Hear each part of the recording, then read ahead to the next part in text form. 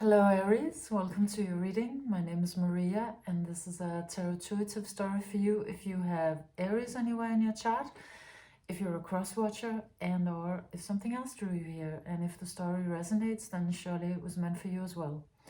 So I've done your reading with 3 decks of cards: the Muse Tarot, the Zen Tarot, and the Light Seers Tarot. So we start out your reading today with the 4 of Materials. This is you. And this came out with the quote, "I want to be alone."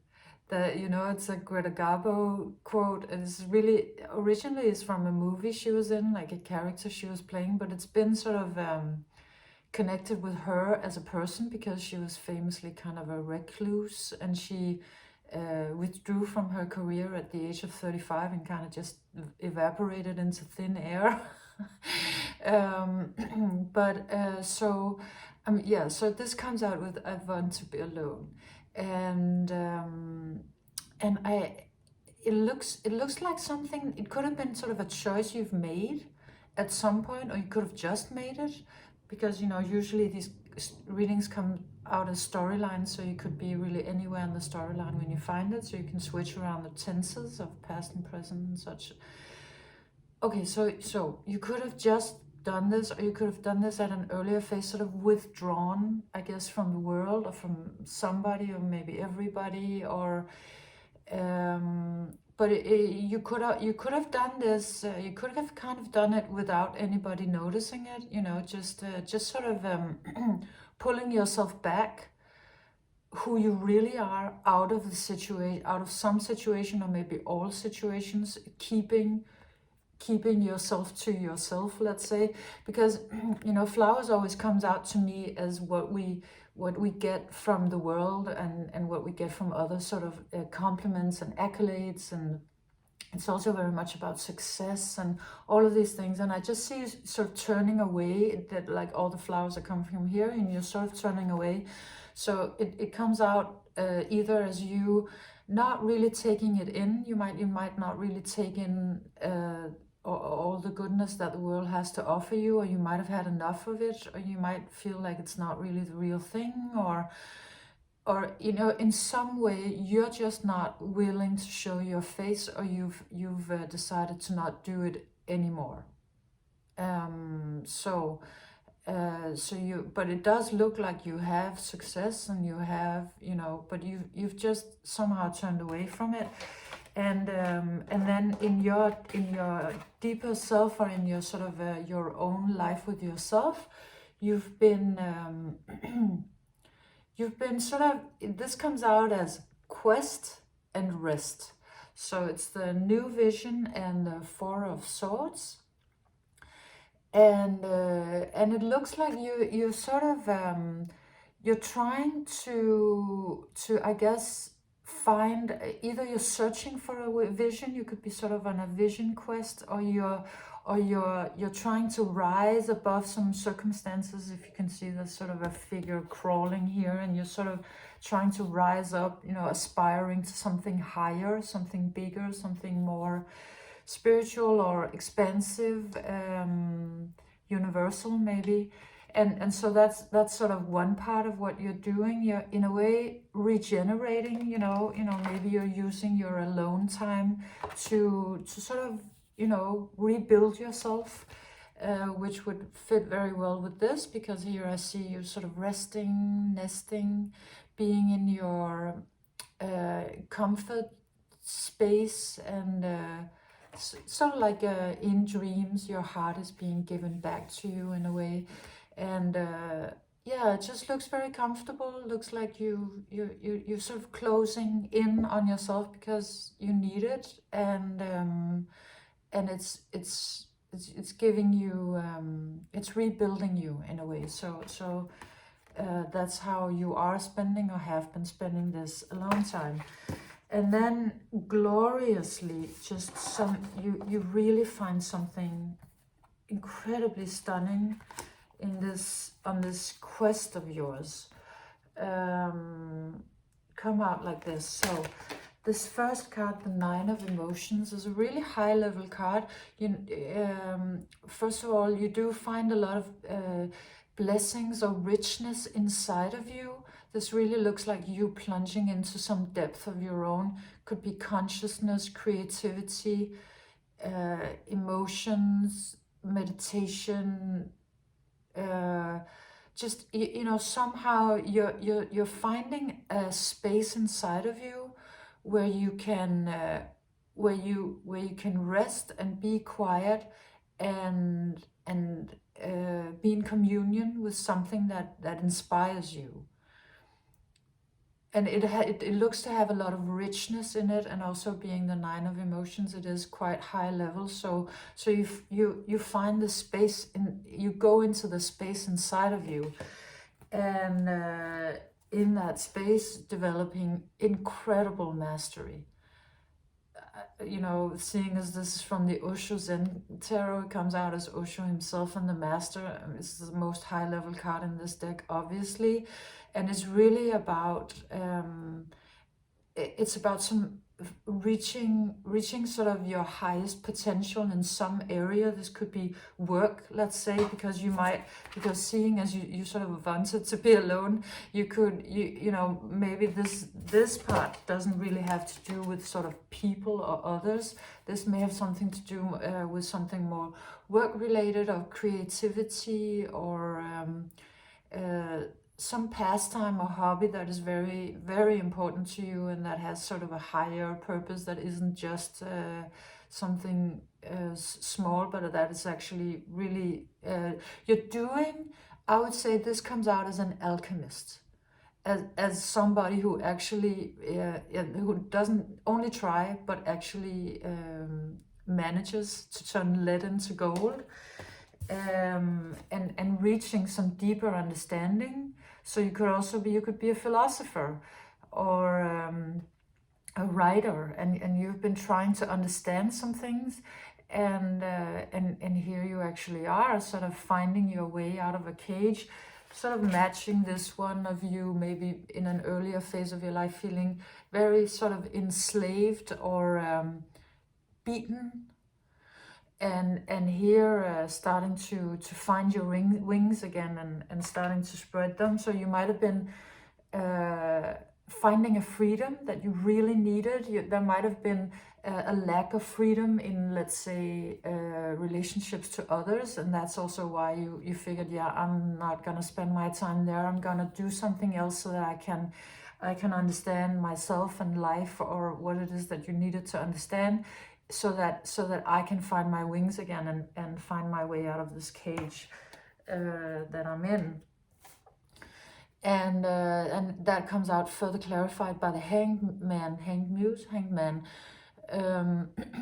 which is it's a kind of I think it is called suspended animation, or sort of waiting, or, well, it's not waiting. It doesn't look at all like you're waiting. It just takes time. It is sort of a timeout from everything else, or from some part of your life. But what I love about this particular card is that it's like this one is sort of reaching, and she's reaching into those waters, and in those waters there's like an ancient sacred language. It's like you're finding this, you're reaching out and touching and you sort of finding this, yes, a foreign language, a sacred language, which could be expressed in some artistic way, or I don't know, it could be, I guess, computer code, or it could be music, or yeah, something like that. A new way of it, poems. Actually, something came out a little bit from this reading, because I was taking notes, which I always do, sort of when I'm receiving the message. When I look at the cards, I take notes, just also to make sure that I sort of get it all with me.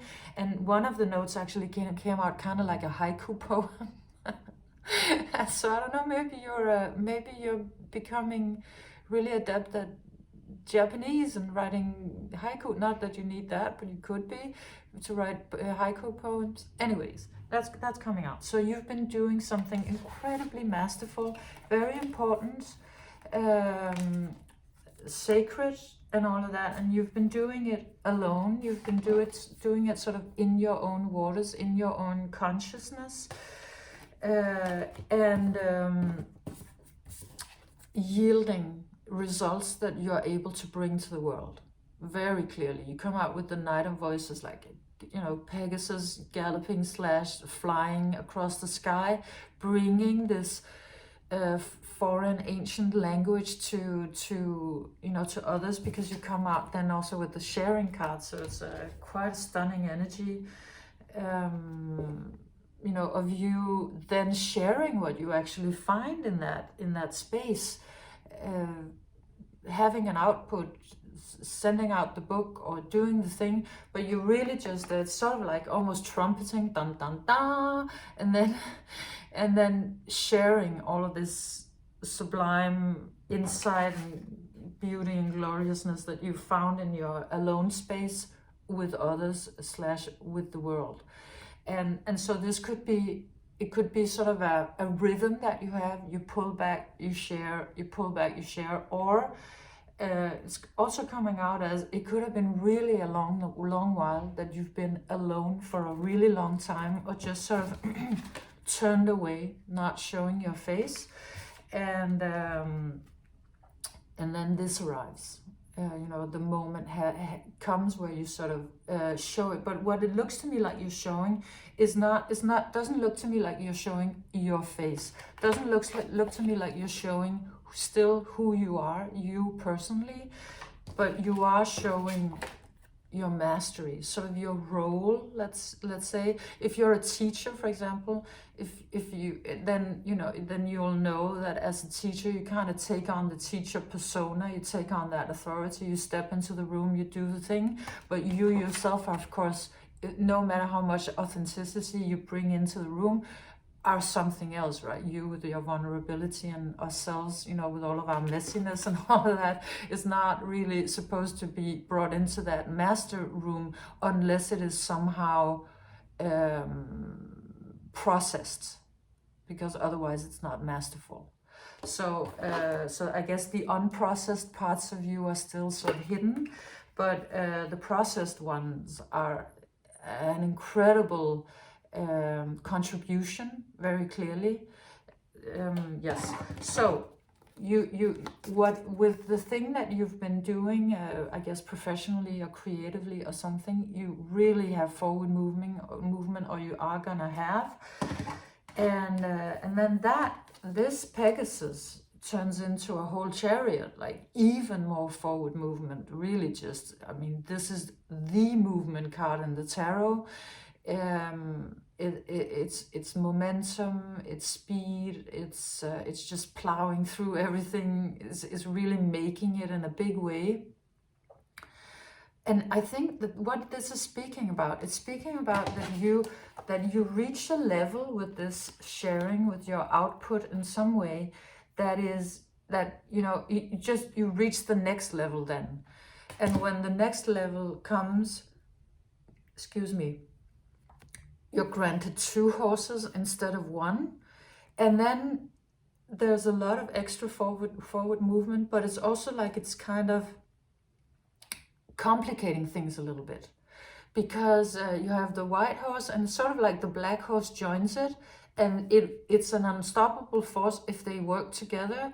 If they don't work together, it might get a little messy, so it's sort of like, yeah, just reaching a level that is so high in your success that let's say the weaker parts of yourself need to come up to speed, because otherwise just the parts of yourself that are not completely yet evolved, they can't follow this one's ascension. Like they'll just, you know, and the difference between the two will be so big that that's gonna be a breaking point. So, you know, it's sort of like how you're only, what is this, that expression that the chain is only as strong as its weakest link. And it's almost like sort of it's not your weakest link, it's not how it is, it's not about weak or strong, but it's just, I guess, something that you haven't really given that much attention, something that is sort of a little in the shadows or in the darkness. That thing is kind of like, I guess, waking up at a certain point because it wants to help you with the forward movement, but that means that you need to sort of shine some light on this, or you need to bring it a little bit up to speed, because otherwise you'll be stuck at a certain level, and of course that's never supported by life. Life wants it's like biological processes. They just need to continue. Once life is awoken, it kind of needs to keep going. and the same with your process, and the same with your life, and the same with your success and your forward movement. So the black horse, the shadow horse, let's say, enters the chat, and this could have been happening or is happening. And what that is about is some forgotten or not very, I guess, appreciated by you romantic side of your nature. This really comes out as romantic, or I mean, just because of the flowers, and she looks a little bit bridal, and maybe like a bride that couldn't find her groom, or is still hoping for it, maybe, like because it looks like this one is sort of like, the flowers are getting bigger and sort of following a track, and so what's interesting about me is that about this is that it's bringing back the flowers back in, right? But here it was like the flowers were coming from the outside, from others, from the world, but this one is sort of tracking the flowers herself, themselves, and sort of having their own flowers, something, innate to you. This comes out as a part of you. Okay, so what this is about, I think, it could be about love, about how you kind of, you didn't really bring love into the picture when you wanted to be alone. And some other part of your nature is still on that track, still wants it, still looking for it, still dreaming about it, still longing for it, believing in it. And so, okay, so love in this reading could be any multitude of things. It could be, of course, romantic love, but it could also be healing, could be deep healing. It could be a connection of some sort, because, this one kind of needs maybe face-to-face connection in a way. And it could also be, it could be forgiveness, self-forgiveness, or forgiveness of others. It just comes out, so it just comes out as love, as the overall, like, sort of the headline for it. But it could be, any kind of, I guess, subtitle to that, any kind of love, but it's speaking about deep and important emotions. That's what it's talking about. Deep and important emotions that haven't really been up to speed, because you've been developing mastery somewhere else. But this is like the part of you that will never die. I guess it's like a part of you it's not going anywhere. I mean it is going somewhere, but it's not disappearing, let's say. It's not ever letting go of that wish for connection or love or healing or forgiveness or what it is. It's still sort of here, even though you might have at an earlier time thought, yeah, I'm not going to deal with that. So you then come out with the outsider, and it really speaks to me about, I think, some other part of you where you feel like you can't have it. And this would explain why you thought, okay, I'm not going to spend my energy there. I'm not going to spend my time looking at the black horse or looking at this search for love or forgiveness or healing or that thing, because it's not possible for me. I can't, that's not available for me. Sort of a deep belief that that was installed in you, or that you developed at some point, that, yeah, that door is closed to me. I can't, I'm not going to get that. sort of a disappointment or a sorrow or a fear, I guess. Just, yeah.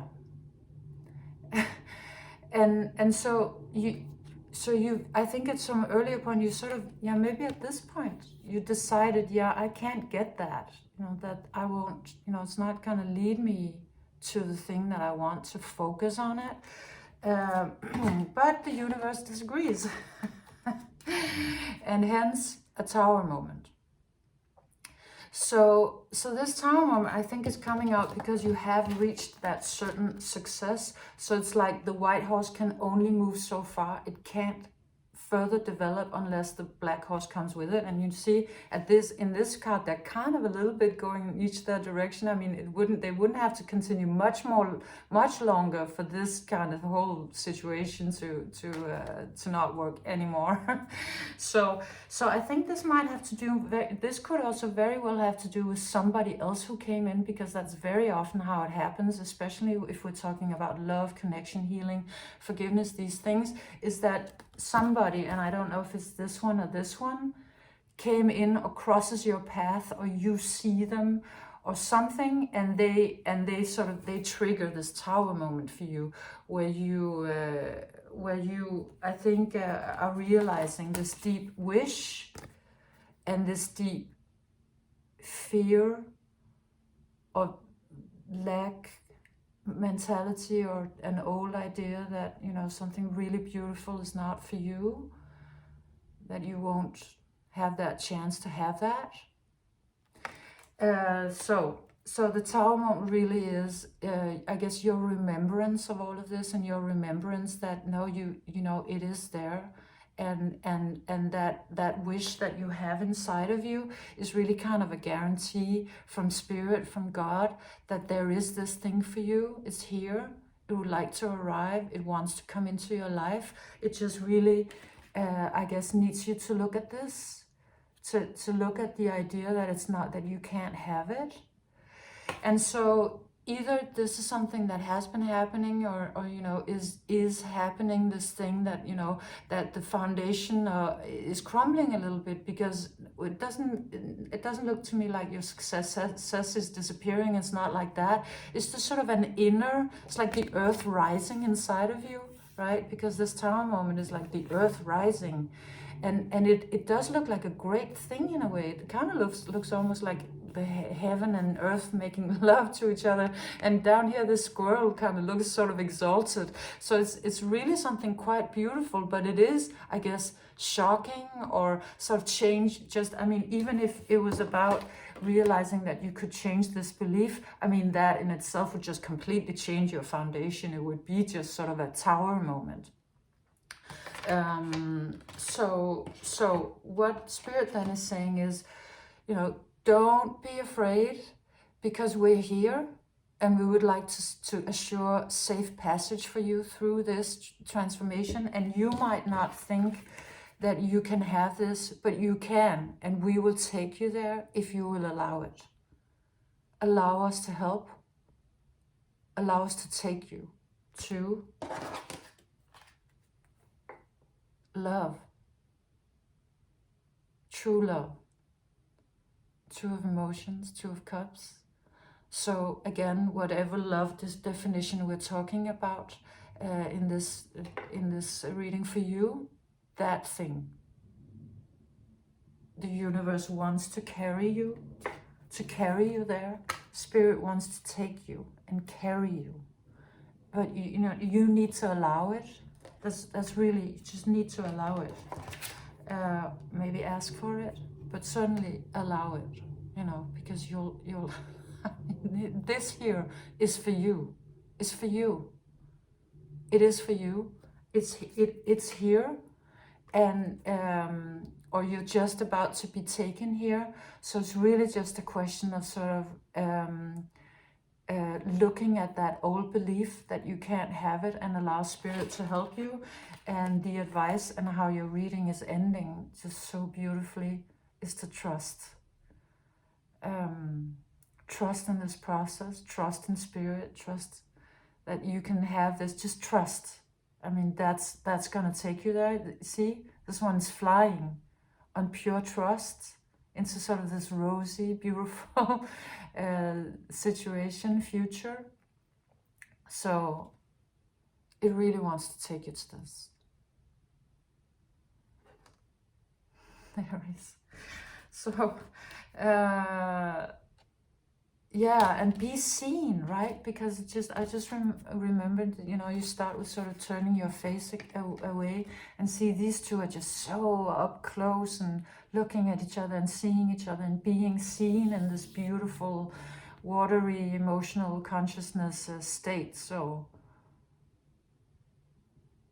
it's very beautiful. So this was your reading, Aries. I hope you enjoyed it. If you did, leave me a thumbs up. And I'm always super happy to read your comments as well. If you have comments, please write them. And yeah, thanks for being here. I'll see you next time. Bye, Aries.